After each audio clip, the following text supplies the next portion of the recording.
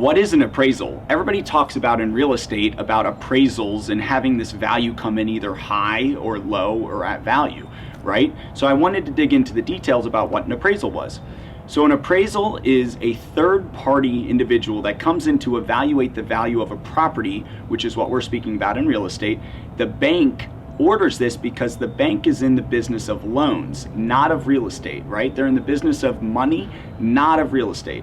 So they hire a third party to come in and say, based on the market conditions, based on the house conditions and all of the other characteristics about it, they then value the property and give it what their valuation is, right? And then the bank uses that valuation for an approval on your loan for you to be able to get the hundreds of thousands of dollars in our market to be able to buy a property, otherwise needing, if you were buying it cash, wouldn't need an appraisal. So that's why appraisals are so important in our market and in real estate, because the bank uses this to validate the reasoning behind them using and lending money to you as a consumer. Pro tips on top of that appraisal. Wanted to get into the quick and dirty on it. However, now I want to go into some more specifics.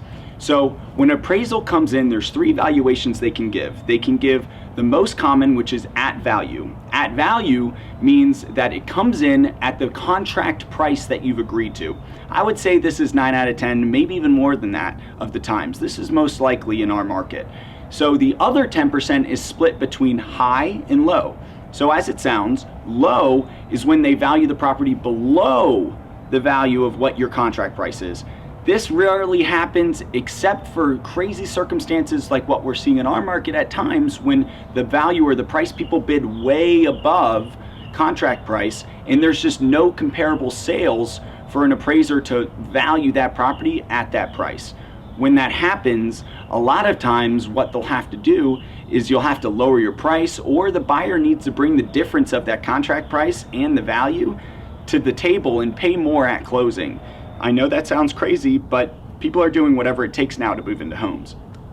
Now, when it's higher, that's great news. And that happens a lot in our instances, and I like to try to toot our own horn a little bit on this, but that means we've got equity in the house, right? And equity is the difference between the value of the property and what you paid for it.